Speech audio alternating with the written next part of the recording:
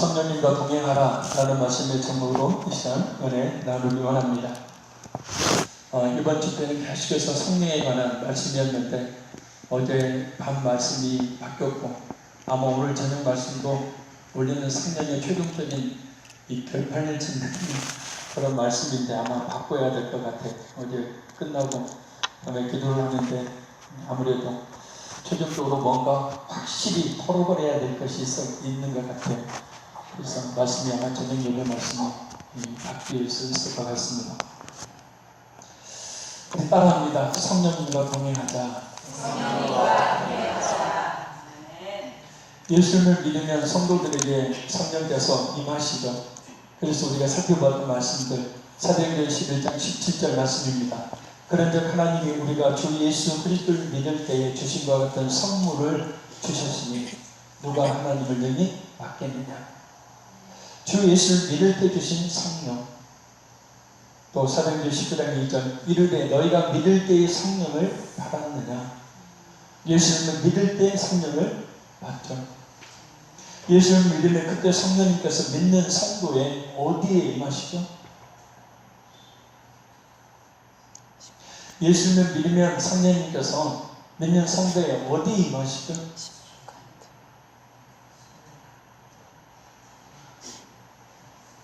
좀 알려주세요. 어디 임하시죠? 심장에. 크게요. 어디 임하시죠? 우리 마음에 임하시다는 마음. 그죠?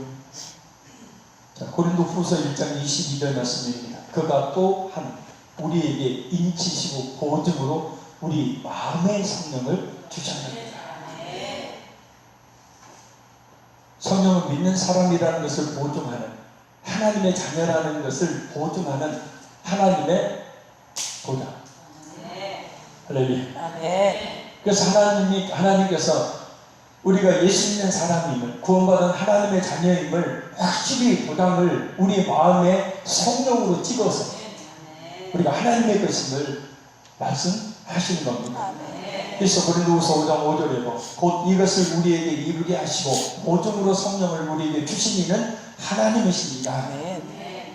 보증금이 아니라 그 징표로 하나님께서 우리가 예수 믿는 사람임을, 내가 하나님의 자녀임을 성령의 도장으로 확실히 징표로 남겨주셨다는 거예요. 성령 받으셨습니까? 성령께서 우리의 마음속에 임해 계십니까? 근데 왜 성령께서 마음에 임했을까요?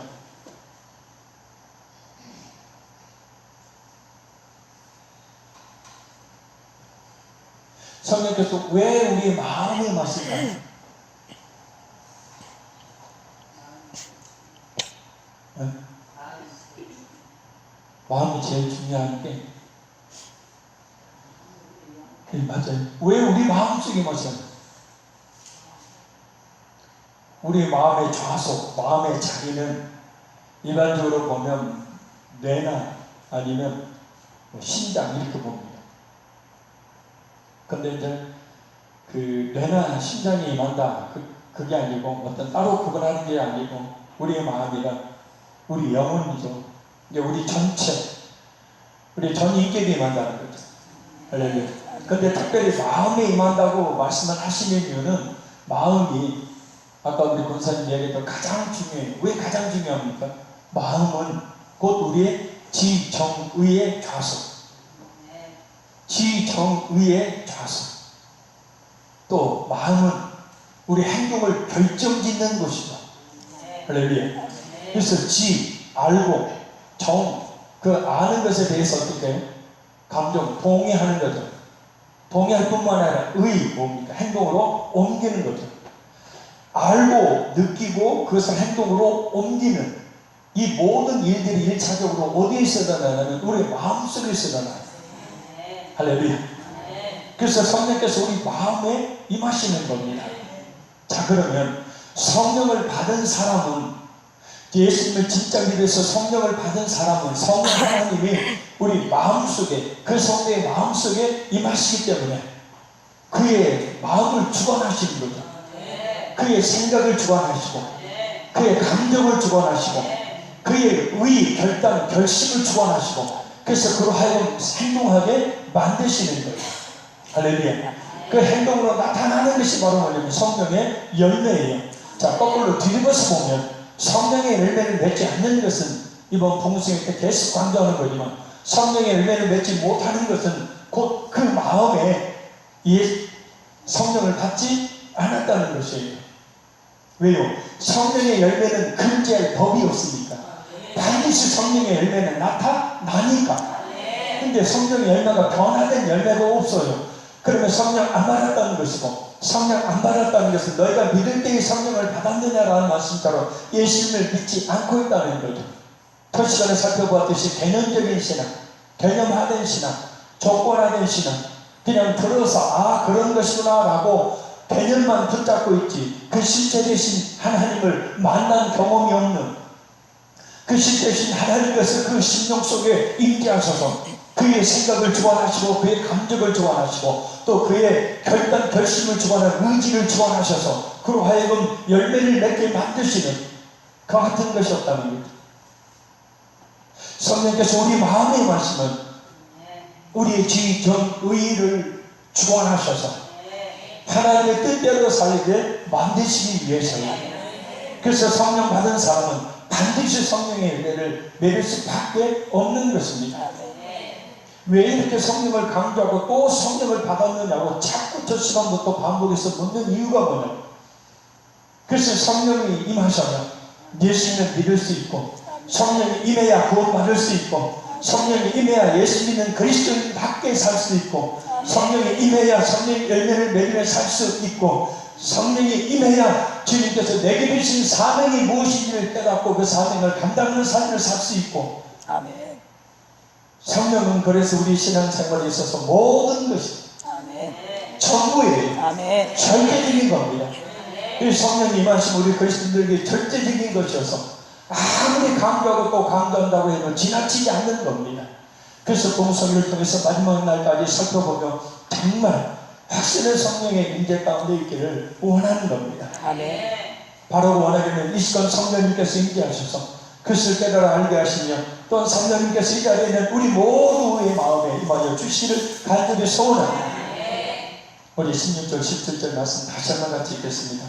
내가 아버지께 구하겠으니 그가 또 다른 보혜사를 너희에게 주사 영원토록 너희와 함께 있게 하리니 그는 진리의 이거니라. 세상은 능히 그를 받지 못하나니 이는 그를 보지도 못하고 알지도 못하니라. 그러나 너희는 그를 아나니 그는 너희와 함께 거하시며 또 너희 속에 계시겠습니다. 아멘. 자, 이 말씀은 예수님께서 또 다른 보혜사이신 성령을 보내주셔서 영원토록 성도들과 함께 하도록 하시겠다는 말씀입니다. 여기서 또 다른이라는 말은 동일한 하나라는 뜻이에요. 예수님과 동일한 하나. 이게 또 다른, 전혀 다르다는 얘기가 아니라 예수님과 같은 하나님이시되 다른 분. 할렐루야. 그래서 성령님은 예수님과 동일한 하나님이시지만 분명히 독립된 인격체시라는 뜻입니다. 어떤 물질적인 존재가 아니라는 거예요.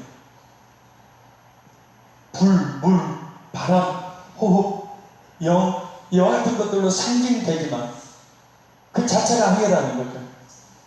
성령님은 분명히 독립된 인격체를 가지신 살아계신 하나님.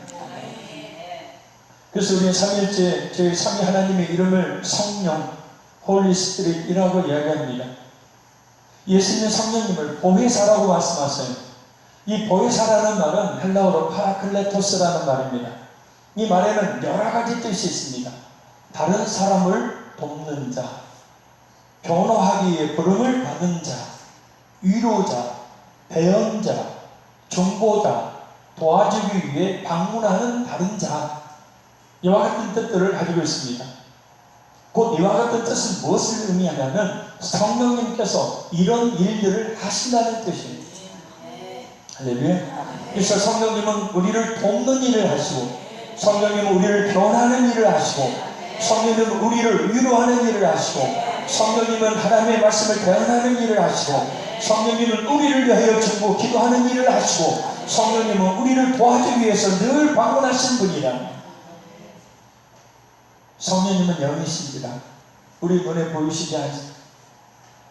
우리 영혼이 우리 눈에 보이지 않듯이 하나님은, 성령님은 영이시라 우리 눈으로 볼 수 있는 분이 아니십니다.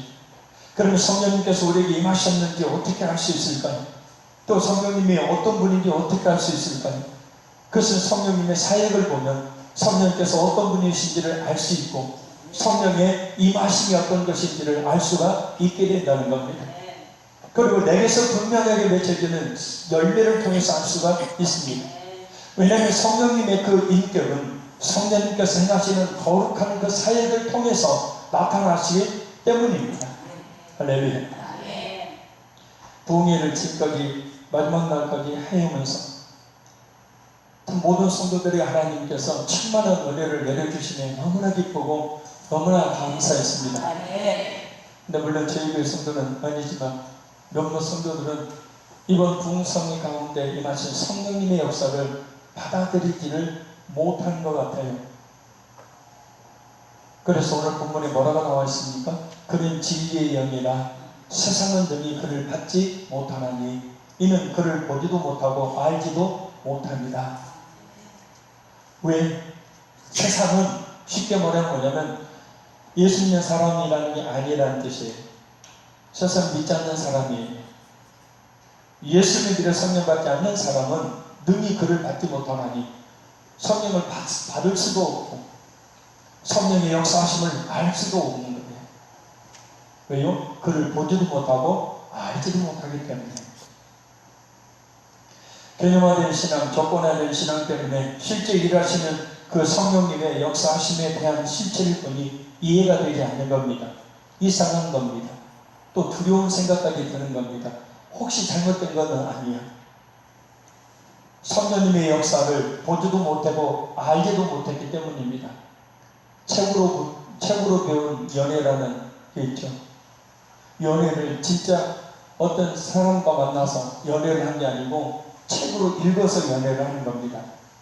그러니 실제 연애를 하다 보면 어떻게 해야 될지를 잘 몰라요. 왜요? 책하고는 전혀 다른 상황들이 많이 발생하기 때문이죠. 내가 그냥 들어서 알고 있는 성령님에 대한 지식, 내가 가지고 있는 성령님에 대한 지식만 가지고 성령님의 역사하심을 판단하려고 하니, 생각해 보려고 하니 이건 도저히 이해가 안 되는 거예요. 왜죠? 그만큼 성령님을 보지도 못하고 알지도 못하는 그 얄팍하고 짧은 지식 때문에 성령님의 무한하신 그 역사하심을 감히 헤아려 할 수가 없는 거예요. 근데 열매를 보면 알죠. 할렐루야. 우리에게 은혜 주셔서 우리가 맺고 있는 열매를 보면 그 성령 하나님이 역사하심이 진실인지 잘못된 것인지를 분명히 알 수가 있게 된다는 겁니다. 처음 오순절에 성령님께서 강림하실 때 성령님의 역사하심 앞에서 수많은 여호와 신앙을 가진 유대인들 또한 성령 충만을 받은 그 120명의 그 예수님의 제자들을 향해서 미쳤다고, 술에 취했다고 그렇게 손가락질을 했었습니다. 성령 충만을 받으니까 이건 도저히 인간적으로 이성적으로 이해할 수 없는 모습들을 보이기 때문입니다. 인간 사이에서는 보여줄 수 없는 열매들을 보이기 때문에 성령 충만해지면 내 지혜와 생각대로 사는 게 아니고 성령의 능력으로 살게 되어지니 이 세상 사람들은 그것을 이해할 수가 없는 거죠. 그러나 바라고 원하기는 이번 부흥성의 마지막 시간까지 성령님께서 우리 이 성을 초월한 놀랍고도 신기한 역사를 임하여 주시만을 간절히 소원합니다. 아멘. 사실 제가 체험한 성령님의 역사심을 이야기하자면 한도 끝도 없죠. 제가 이야기하면 아마 기절 축붕할 겁니다. 성령 하나님이 어떻게 한 사람에게 임해서 변화시키고 바꿔놓으시는지, 어떻게 성령 하나님께서 초자연적으로 역사하시는지.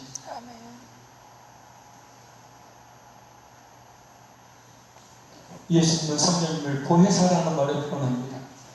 그는 보혜사의 의미가 여러 가지가 있다고 아까 살펴보았지만 대표적인 것들의 그 의미를 통해서 성령님께서 우리 가운데 어떻게 역사하고 계시는지, 그 역사하고 계신 성령님과 우리가 어떻게 동행하는 삶을 살아야 되는지 말씀을 통해 살펴봅니다.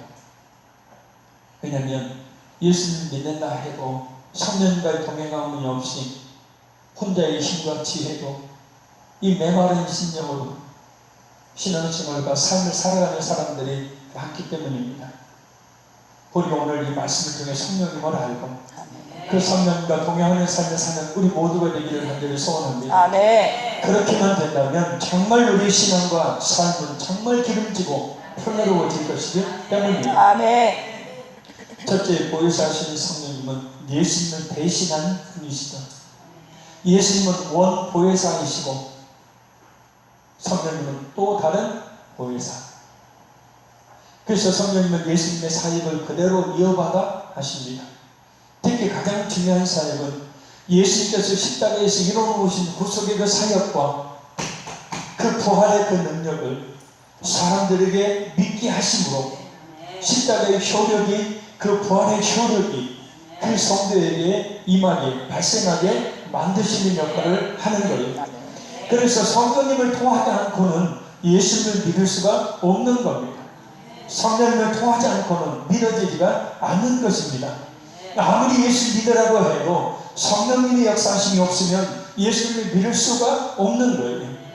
아니, 인간의 이성으로 어떻게 약 2000년 전에 그 오래된 전에 일어났던 예수님이 십자가에 못 박혀 그 죽으신 것을, 그리고 약 2000년 후에나 이 세상에 있을 나를 위해 2000년 전에 그렇게 십자가에서 그와 같은 놀라운 사건을 이루어 주셨다는 사실을 우리가 어떻게 믿을 수가 있겠느냐라는 거예요. 사람의 생각으로, 사람의 지혜로는 도저히 이해할 수 없는 일입니다. 그래서 사람들이 뻥치지 말라고, 그게 말이나 되는 이야기냐고, 하나님이 뭐가 살아있냐고, 천국과 지옥이 어디 있냐고 그렇게 이야기를 하죠. 모르니까. 그래서 예수님께서 성령님을 보내신 겁니다. 성령님을 통하여 믿게 하시려고 말입니다. 그래서 성령을 받은 성도는 모든 것을 확실하게 믿게 되어져요. 어떤 분이 저한테 그런 얘기를 했어요. 막 말씀으로 세상을 막 창조하시고, 막 예수님이 바다 위로 막 걸어 다니시고, 막 귀신을 쫓고, 막 희한한 능력이 나타나고, 이야, 이 무협지보다도 더 엄청나네요. 저한테 그랬어요. 되게 그래요. 이건 예수님의 능력이 10갑질, 20갑질을 넘어서 엄청난 능력이, 무협지보다 더 부황부황하네요. 맞아요. 근데 이분이 그럼에도 불구하고 교회에 계속 나와 말씀을 듣고 난 뒤에 저한테 한 말이 있습니다. 그런데 어느 순간 그 부황부황하다는 이야기들이 그럴 수도 있겠다라고 다 믿어진다는 거예요. 아멘.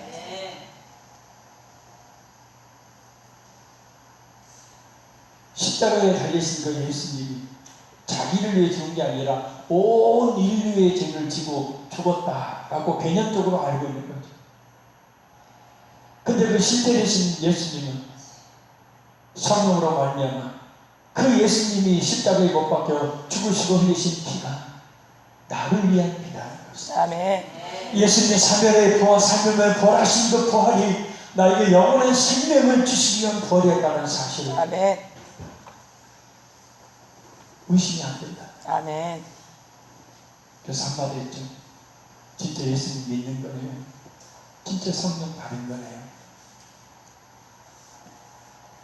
성령님께서 예수님을 대신하신 분이라는 가장 확실한 사역은 예수님에 대한 증언이죠.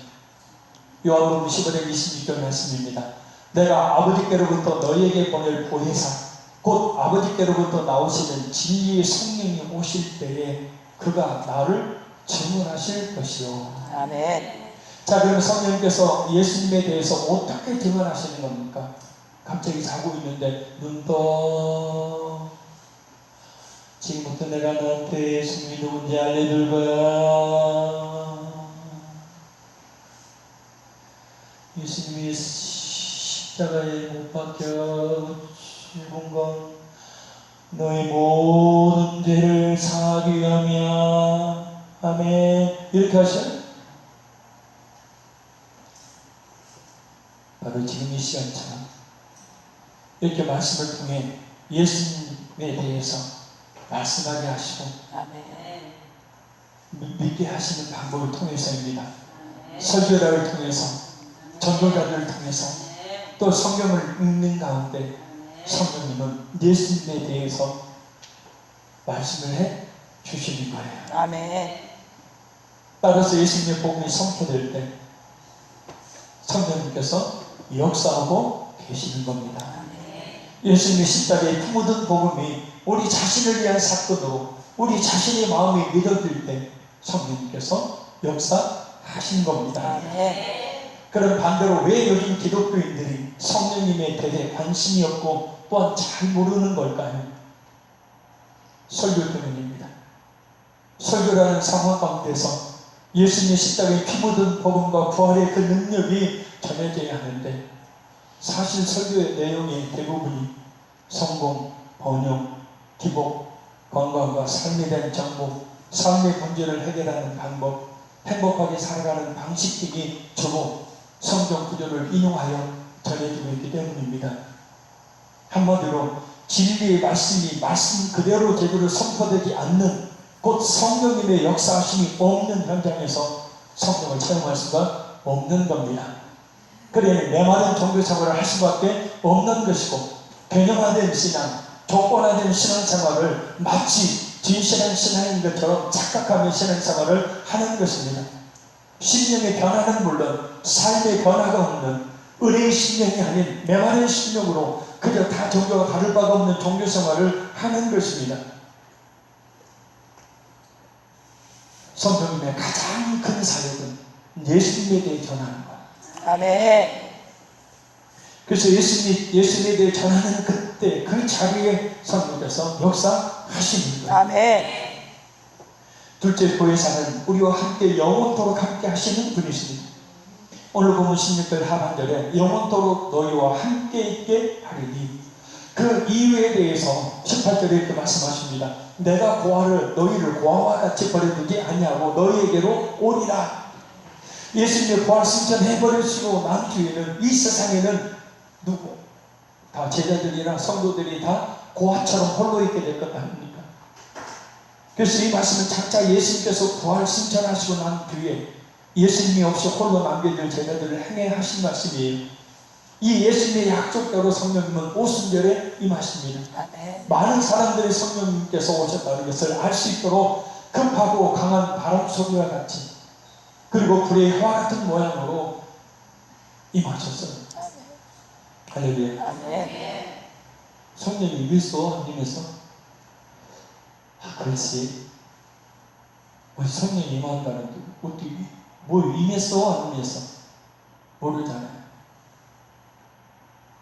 그래서 급하고 강한 토네이도 강한 바람 소리가 들리는 거예요. 바람이 부는 게 아니라 바람으로는 다 안에 다 날아가 버리죠. 급하고 강한 바람은 토네이도 바람이에요. 그 토네이도 바람 소리 굉장히 귀를 찌릿듯 큰 소리. 그렇게 강력한 소리로 성령이 임하심으로 성령이 임하셨다는 것을 귀로 듣도록. 아멘. 그리고 각 사람의 머리 위에 불의 혀처럼 임하심으로 한 사람마다 예수 그리스도를 믿는 사람마다 성령이 임하신다는 사실을 똑똑히 볼 수 있도록 아멘. 듣고 보고 그래서 확실하게 성령께서 임하심을 모든 사람들이 알 수 있도록 오순절에 그와 같은 성령의 모습으로 임하신 거예요. 아멘. 그때 그 성령 하나님께서 믿는 우리와 영원토록 함께 하십니다.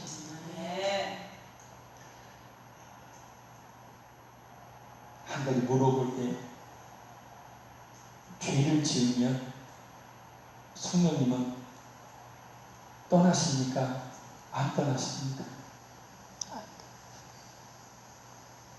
죄 지으면 성령님이 너는 더러우니 나는 더 이상 너와 함께 있을 수 없느니라. 굿바이 하고 떠났어요? 아니요. 아니, 죄 지었는데 성령이 안 떠나요? 네. 엄마만? 이상한 사람들이. 아니, 죄를 지었는데 성령이 안 떠나요? 네. 아니, 그 더러운 죄를 지었는데 성령이 안 떠나요? 네. 자꾸 우기니까 막 혹시 그런가. 고향에서는 성령이 떠나셨죠. 다윗이 가는 걸 행하고 다윗이 우리아를 죽일 때 성령은 다윗을 떠나셨어요. 그래서 다윗이 눈물로 침상을 적시며 회개하며 이렇게 노래를 부르죠.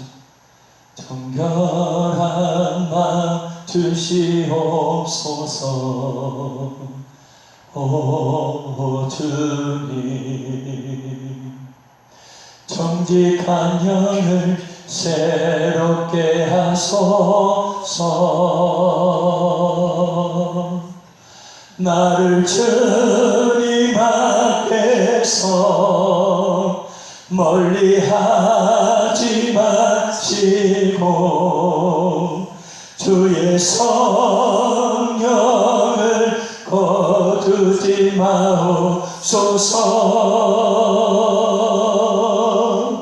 그 구원의 기쁨 다시 회복시키시며. 아멘. 그때는 성령이 떠났었어요. 그런데 예수님께서 이 땅에 오셔 십자가에 죽으시고 부활하신 그 놀라운 능력을 행하시고 난 뒤에 그 예수를 믿는 성도들에게는 하나님이 떠나시기를 알아요. 잠시 그 역사를 중단하시죠.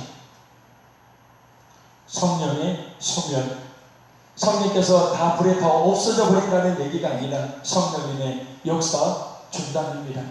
그래서 우리가 죄 가운데 빠질 때 성령께서 역사하시지 않으니 마음이 평안이 없고 더욱더 무감각 가운데 빠지게 되어지고 더욱더 깊은 죄악 가운데 빠지게 되어지고 메마른 심령으로 살아가게 되어지는 겁니다. 그래서 그와 같은 상황 속에 있을 때 하나님 앞에 회개하며 간절히 간구하여 기도할 때에 바로 성령께서 강하게 그 심령 속에 역사하셔서 바로 그 심령을 다시 하나님께 주신 은혜의 심령으로 세워주시고 하나님을 향하는 심령으로 다시 세워주시는 거예요. 바로 그 성령께서 영원토록 함께 하시겠다. 머나먼 여행을 가는데 아주 친한 친구가 동행한다면 얼마나 힘이 되겠습니까? 위험한 길을 가는데 아주 힘이 센 보디가드가 같이 간다면 얼마나 힘이 되겠습니까? 아무도 알아주지 않아서 홀로 힘든데 나의 마음을 누구보다도 잘 알아주는 이가 하나 있다면 얼마나 위로가 되겠습니까? 언제 어느 때든지 항상 변함없이 진실하게 나를 위해 같이 동행해주는 든든한 존재가 있다면 얼마나 힘과 위로가 되겠습니까? 성령님은 바로 이와 같이 믿는 우리의 친구가 되어주시는 분입니다. 위로자가 되어주십니다. 우리 믿는 성도를 떠나지 아니하시고 영원토록 함께 하십니다. 그러니 성령님을 늘 찾아야 합니다. 성령의 도우심을 늘 구해야 합니다. 성령님은 지금 이 시간에도 우리 믿는 성도의 마음과 우리 곁에 항상 함께 계십니다. 이 공기가 우리를 감싸 안고 있듯이 우리와 함께하고 계심을 믿으시기를 바랍니다. 성령님께서 우리 마음속에 그리고 또 우리 곁에 계시다는 것 믿으시면 친구들 불러다가 하루 종일 그 끝에서 수다 막 우다 막 다다 막 가다 마다 막 떨다가 아이고 이제 좀 속이 풀렸다. 물론 그런 것도 필요하지만 아니 성령님이 계시잖아. 아멘. 내 친구 되신 성령. 그 성령님께 어떤 분이 어제 목사님 기도를 막 하고 싶은데 어떻게 기도해야 될지 뭘 기도해야 될지 모르겠어요. 그래서 내가 이야기했어요. 지금 집사님하고 저하고 이야기 지금 하고 있잖아요. 예, 그렇게 하나님께 하세요. 예? 아니 지금 우리 이야기하고 있잖아요. 예, 하고 싶은 얘기 하는데 그냥 이렇게 이야기를 하라고요. 그러네요. 그게 기도예요. 거룩하시고 자비하시고 무한 영광 감사 충만하신 하늘의 아버지 하나님, 지금 이 시간 제가 가슴이 죄인된 신으로 주님 앞에 간구하고 기도하고 바라고 원하오니 아버지, 나의 간절한 기도와 소원을 아뢰오니 주여 들어주시옵소서. 이런다고 들어주시는 게 아니라 하나님 곁에 계시니 친구에게 이야기하듯 성령 하나님이 왜 나하고 함께 하신대요? 예? 성령 하나님을 뭐 똘마니 데리고 다니듯이 막 가끔 필요할 때만 한 번씩 오냐? 가까운 집 필요할 때만 한 번씩 어떻게 자리? 이렇게 살아서는 안 돼. 아멘? 아멘. 필요할 때만 가끔 가다가 야 목마르다. 필요할 때만 야 돈 좀 줘라. 그게 아니라 성령 하나님과 동행. 동행은 어려운 게 아니에요. 그렇게 성령님께 모든 걸 묻고 이야기하고 더 금속을 한번 들어보려고 하는 겁니다. 희한합니다. 그렇게 한번 해보세요. 그러면 성령 활력이 생기고 늘 평안하고 늘 기쁨의 은혜가 있게 되어집니다. 아멘. 오직 하면 친구라고 돕는 자로 가셨을까요? 바랍니다. 성령님은 나를 돕는 친구이시다. 친구니까 또 그렇다고 함부로 하지 말고 이거. 나 잠깐 죄 좀 지으려고 하니까 친구 좀 가서 하지 말고.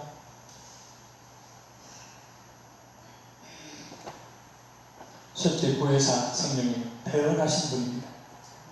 대신 말씀하시는 거죠. 하나님의 말씀을 대신 전하시는. 그래서 하나님의 말씀을 우리에게 대언하시고 그냥 전하기만 하는 게 아니라 그 말씀을 깨달아 알게 하셔서 그 말씀을 믿게 하시는 분이에요. 할렐루야. 고린도전서 2장 4, 5절 말씀, 내 말과 전도하니 설득력 있는 지혜 말로 하지 아니하고 다만 성령의 나타남과 능력으로 하여 너희 믿음이 사람의 지혜에 있지 아니하고 다만 하나님의 능력이 있게 하려 하니라. 그러니까 설교를 하든지 하나님의 말씀을 전할 때 바로 성령께서 그 설교자를 붙드시고 성령께서 그 말씀을 전한 자를 붙드시고 설교를 하나님의 말씀을 전할 때 그 사람이 갖는 믿음은 하나님의 능력에 있는 믿음, 하나님이신 진정한 믿음으로 얻게 되고 성령으로 거듭나지 못한 목회자가 성령 충만을 받지 못한 설교자가 전하는 그 같은 설교는 뭐라고요? 너희 믿음이 사람의 지혜에 있지 않냐고 곧 지혜만 얻는 개념화된 신앙만, 개념화된 성경 지식만 갖게 된다는 거예요. 그래서 목사님 위해서 기도 많이 해야 돼. 설교자 위해서 기도 많이 해야 돼. 할렐루야. 기도 안 해야 된다는 겁니다. 기도 많이 해주셔야 돼요. 아멘. 성령님께서는 사람을 도구로 사용하셔서 예수님에 대해 하나님의 말씀에 대해 전하시는 거예요. 그래서 설교자는 어떻게 하냐면 이 하나님의 말씀의 뜻이 뭔가만을 전해야 돼요. 아멘.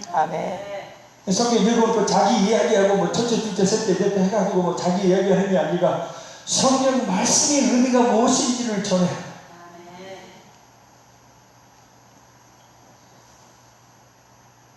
성령님 역사하심이 없어도 얼마든지 하나님 말씀을 전해줄 수 있습니다. 그러나 그런 말씀은 메마르게 되죠. 듣는 영혼을 깨울 수 없습니다. 듣는 사람 변화시키지 못합니다. 예수님 앞으로 나가게 하지 못합니다. 그러나 성령께서 역사하시는 설교는 죄인을 깨닫고 해결의 역사가 일어나고 성령께서 역사하심으로 거듭나 성령께서 역사하심으로 사람이 180도 바뀌는 변화의 역사가 일어나게 됩니다. 그 증거가 있습니다. 바로 저입니다. 저처럼 완전히 180도 사람이 바뀌게 되죠. 이 기적입니다. 기적 중에 가장 큰 기적이 뭐라고요? 따라합니다. 나 같은 것이 것이 예수님 믿는 것이 예수님 믿는 것이 가장 큰 비결이다. 가장 큰 기적이다. 음에 따라합니다. 음에 기적이 일어났네. 나한테 기적이 일어났네.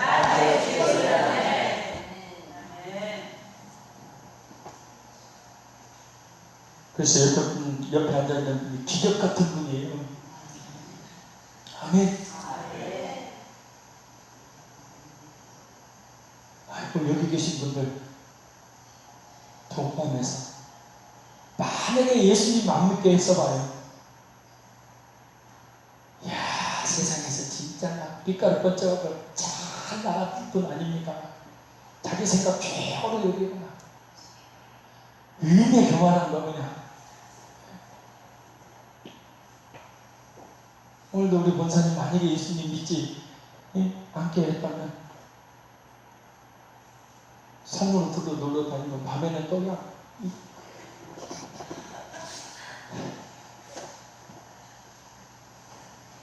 그치? 솔직히 얘기해. 그래요. 맞아. 우리 모두 마찬가지. 그런 사람 이렇게 바꿔놨습니다. 이게 성령님의 역사고 이게 바로 기적이 일어나는 겁니다.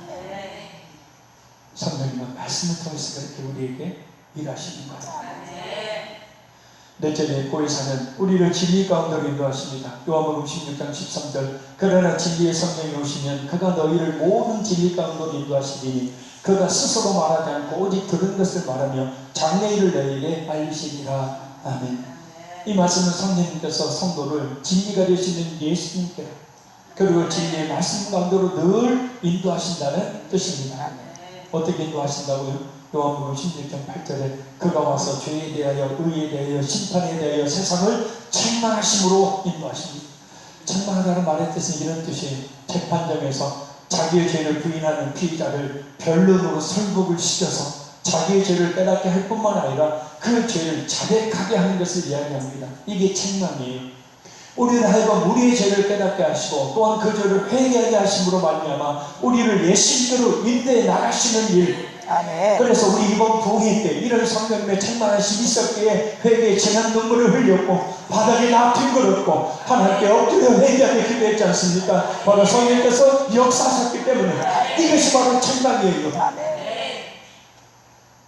죄인이 예수님께로 나갈 수 있는 유일한 방법은 자신이 죄인임을 깨닫는 것이고 죄인임을 깨닫지 못하면 결코 예수님을 믿을 수가 없습니다.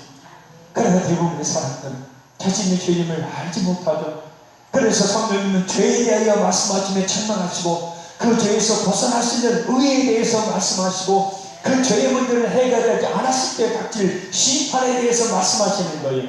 그래서 설교의 내용들이 바로 죄에 대한 지적과 그리고 죄를 돌이킬 수 있는 의에 대신 예수 그리스도 그리고 회개하지 않았을 때 심판이 닥칠 것이라는 이 죄에 대한 의에 대한 심판에 대한 메시지가 있었을 때 그 사람이 바로 성령의 역사심 통해서 주님 앞으로 돌아오게 되는 거예요. 이게 없으면 주님 앞에 돌아오지 못하는 거죠. 그래서 개념화된 신앙, 조건화된 신앙이 됩니다. 그래서 설교 시간에 죄의 문제에 대해 예수님의 의에 대해 그리고 죽음과 그 죽음 이후의 천국과 지옥에 대한 말씀이 늘 선포되어야 하는 겁니다. 왜냐? 그래야 예수님 앞으로 나와서 예수님을 믿을 수 있기 때문입니다. 사탄이라는 놈은 사람들을 자꾸 세상으로 이단으로 잘못된 신앙으로 나타나고 게으른 그런 신앙 가운데로 인도하지만 성령님은 이와 같이 말씀으로 성도를 자꾸 예수님께로 인도하고 참된 말씀 앞으로 자꾸 인도하십니다. 그래서 죄를 책망받을 때 예수님의 십자가의 의에 대해 말씀 들을 때 천국과 지옥이 있음을 이야기하고 심판에 대해서 말씀할 때 바로 성령님께서 우리를 진리 가운데로 인도하고 계시는 거예요. 그것이 바로 성령님의 역사심이에요. 할렐루야. 죄인인 인간을 그런 방법으로 이끌어 가시고 죄에 대한 가만히 놔두고 그냥 너 예수 믿으면 성공할 거야, 복 받을 거야 그렇게 인도하시는 성령님은 아닙니다. 그렇게 말하는 건 사탄이죠. 거짓 선지자들이죠. 다섯째 보혜사는 우리에게 참된 평안을 주시는 분입니다. 아멘. 요한복음 14장 27절 같이 읽어요. 시작. 평안을 너희에게 끼치노니 곧 나의 평안을 너희 27절임. 시작.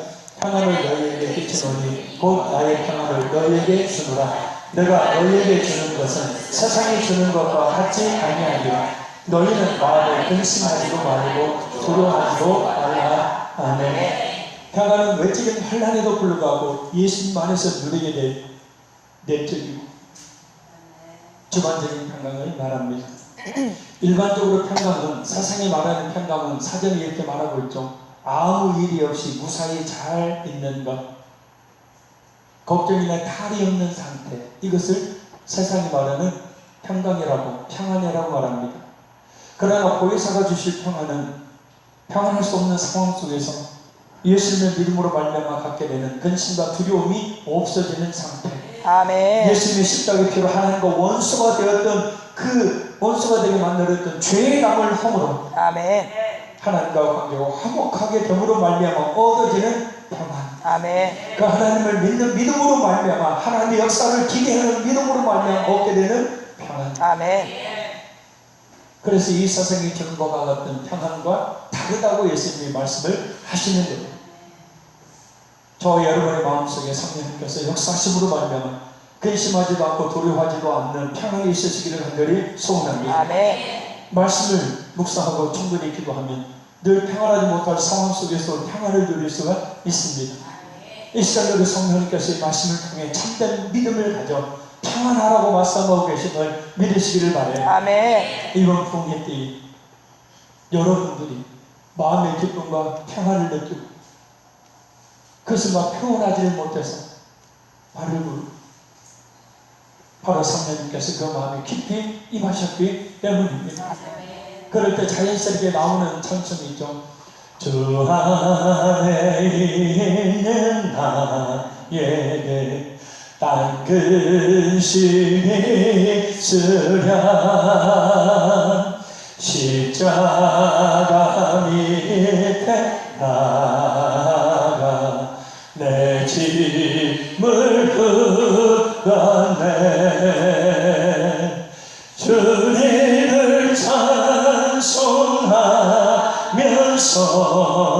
할렐루야 할렐루야 내 앞길 멀고 험해도 나 주님만 따라가리. 아멘. 이 찬송과 가사를 지은 사람의 상황은 병원 청소하는 사람입니다.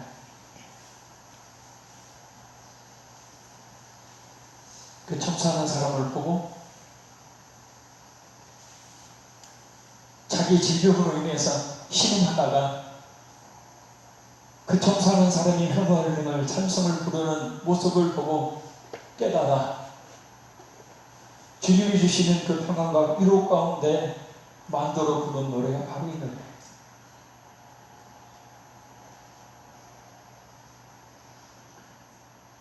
어제도 말씀드렸지만 영을 따르는 자는 영의 일을, 육신을 따르는 자는 육신을 생각하나니 영의 생각은 생명의 평안이요 육신의 생각은 사망. 그러니까 성령께서 역사해 주셔서 현재 상황은 그렇지 않지만 주 안에 거하고 있다는 그 믿음이 그로 하여금 그 모든 상황들을 잊고 평안으로 성령이 주신 그 평안으로 그 심령이 물들었기 그 같은 찬송을 만들어 부르는 것. 아멘. 따라합니다. 그래서 예수 믿는 내게 믿는 내게 찬송이 있어야 되고 찬송이 있어야 되고 남들이 내게 미쳤다고 말할 수 있도록 늘 평안의 찬송을 불러야 한다. 세상은 요지경 속이라. 세상 노래 불러가면서 평안 얻지 마시고 찬송 부르면서, 물론 클래식이나 세상의 노래들도 우리에게 평안을 줄 수도 있고 위로를 줄 수도 있는 하나님의 큰 섭리 안에서 일반적인 은총에 속한 것들로 그걸 무시하라는 얘기가 아닙니다. 그러나 진짜 우리가 얻어야 될 평안은 주님 주신 것이기에 아멘. 그래서 성령님은 늘 우리에게 평안 주시기를 원하시는 거예요. 근데 마귀라는 놈은 늘 평안 빼앗아가 들고 걱정, 염려, 두려움, 공포 주려고 하는 겁니다. 그래서 하나님이 주신 것은 두려운 마음이 아니요 성령과 능력과 근신하는 마음, 평안과. 여섯째, 보혜사는 우리를 위해 기도하시는 분입니다. 우리 로마서 8장 26절, 이와 같이 성령도 우리의 연약함을 도우시나니 우리는 마땅히 기도할 바를 알지 못하나 우리 성령이 말할 수 없는 탄식으로 우리를 위하여 친히 간구하시느니라. 성령님은 우리를 위하여 기도하시는 분이십니다. 할렐루야. 우리 무엇을 위해 기도하신다고요? 연약함은 인간의 타락된 죄의 본성으로 인해서 성도들 역시 종종 죄를 지으며 넘어지는 것을 이야기합니다. 바로 그때마다 성령께서 우리를 위해서 기도해 주심으로 우리가 죄악 가운데 빠져도 다시 일어나는 거예요. 할렐루야. 성령 하나님께서 우리를 위해서 지금도 탄식한 영으로 우리의 연약함을 위해서 기도해 주지 않는다면 우리 그냥 마귀에게 믿음 다 뺏기고 그냥 세상 사람 됐어요. 아니 벌써 죽었을 수도 있어요. 죄악 가운데 빠져서 완전히 실패한 인생 그렇게 살 수 있어요. 그래 순간순간마다 여러 시험과 고난과 그런 죄악 가운데 있을 때마다 성령께서 우리의 연약함을 아시니 우리 연약함을 위해서 그 연약함을 붙들고 기도해 주심으로 말미암아서 우리가 이렇게 서는 거예요. 간단합니다. 성령님은 지금도 나를 위해 기도하고 계신다. 마땅히 기도할 바를 알지 못하기 때문에 이것은 하나님의 뜻을 알지 못해서 반드시 기도해야 될 것을 기도하지 못하기 때문에 내가 혹시 모르는 기도 제목을 성령님이 기도해 주시네 이게 아니고 뭐예요? 죄악된 본성으로 인해서 죄악 가운데 빠져 스스로 일어날 수 없는 그런 죄악 가운데 빠졌을 때 누가 기도합니까? 바로 그때 성령께서 기도해 주셨어요. 아멘. 우리에게 이렇게 세워주시니 한번 또 따라합니다. 지금 내가 있다. 그러니 성령님이 지금 여러분이 역사해 주시고 아멘. 자, 마지막 7번째, 수도 없이 많는데 조는 분들도 계시고 해서 빨리 끝내야 되겠어요. 보혜사는 우리로 하여금 하나님을 아빠, 아버지라고 부르게 하시고 우리로 하여금 하나님의 자녀임을 믿게 하시는 분. 자, 이건 한번 찾아봐요. 로마서 8장 14, 16절. 로마서 8장 14절 16절.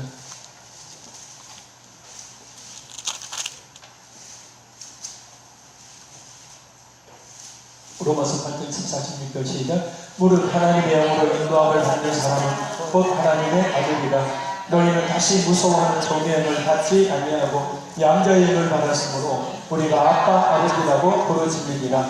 성령이 친히 우리의 영과 더불어 우리가 하나님의 자녀인 것을 증언하시나니. 아멘. 아멘. 하나님의 영, 성령의 인도함을 받는 하나님의 자녀들은 하나님의 자녀가 되었기 때문에 성령님께서 그 마음속에 계셔서 하나님의 자녀가 되었음을 알게 하시고 하나님의 자녀가 되었음을 마음으로 절감하게 느끼게 하셔서 그 하나님을 아버지라 부르게 만드신다. 그래서 사람이 마음으로 믿어 의에 이르고 입으로 신하여 구원에 이르느니라. 요한에서 있는 말씀대로 누구든지 그리스도의 영으로 만나지 않고는 그리스도를 전할 수 없다. 할렐루야. 아멘. 그래서 우리가 하나님의 자녀가 되었기 때문에 하나님을 아버지라 부를 수가 있는 겁니다. 한번 해볼게요.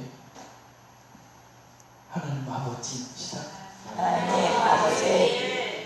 또 그렇게 하지 말고 하나님 아버지 이렇게 하지 말고 부르짖느니라 그랬죠. 아까 부르짖느니라. 이 말씀의 뜻은 뭐냐면 극한 고난과 환난 가운데서 극히 어려운 상황 속에서 아버지를 간절히 부른다는 뜻이에요. 이게 왜요? 그런 상황 가운데서 건져주실 분이 바로 누구셔요? 하나님 아버지. 주시면 안 됩니다. 자, 하나, 두 손을 가슴으로. 하나님, 하나님, 아버지, 아버지, 그래서 그런 성도 있었다면 진짜 진실한 성도를 마루바닥에서 신앙생활 할 때 어떤 분이 열심히 기도를 하고 있는데 갑자기 마루바닥 삐거덕 터벅하는 소리가 들리고요.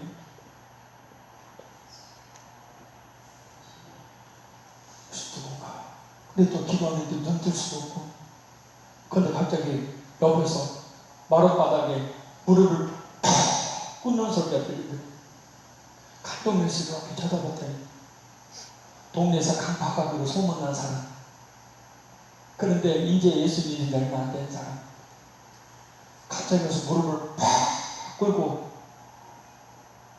딱 한마디 하고 바로 일어서 가더래요. 아버지 하고 잠시 가더래요. 우리가 생각하는 제일 뭔 기도요? 저 하나님하고 시기하고 왔나? 지금 뭔 기도요? 근데 그 아버지라는 성이 아버지